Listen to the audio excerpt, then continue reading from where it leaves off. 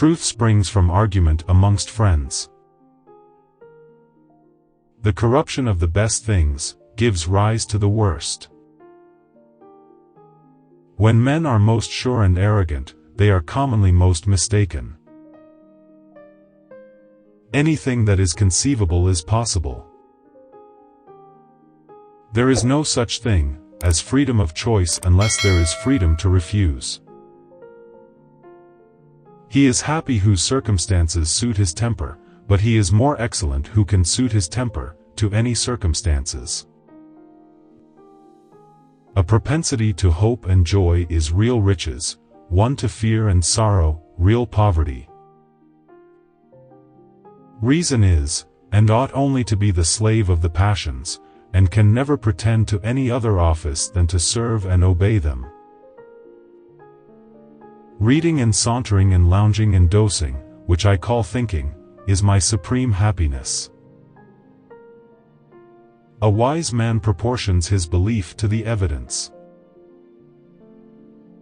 No man ever threw away life, while it was worth keeping. Be a philosopher, but, amidst all your philosophy, be still a man. The liveliest thought is still inferior to the dullest sensation. Character is the result of a system of stereotyped principles. All knowledge degenerates into probability. It is to restrain selfishness that men distinguish between their own goods and those of others.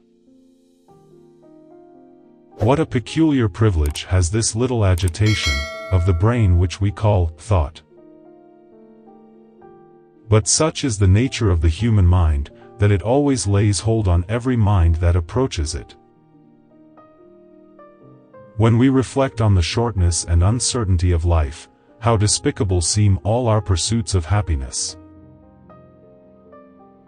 It's when we start working together that the real healing takes place. It's when we start spilling our sweat, and not our blood.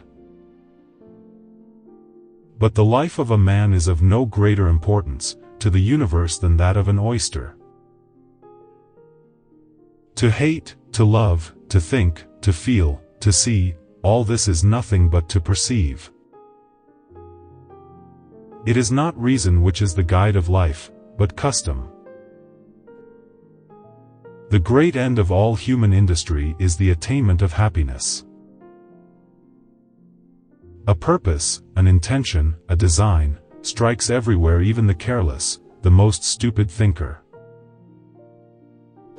It is harder to avoid censure than to gain applause. Men often act knowingly against their interest. We speak not strictly and philosophically, when we talk of the combat of passion and of reason. Abstract relations of ideas are the object of curiosity, not of volition. It is possible for the same thing, both to be and not to be. The richest genius, like the most fertile soil, when uncultivated, shoots up into the rankest weeds. It is seldom that liberty of any kind is lost all at once. Hypothetical liberty is allowed to everyone, who is not a prisoner and in chains.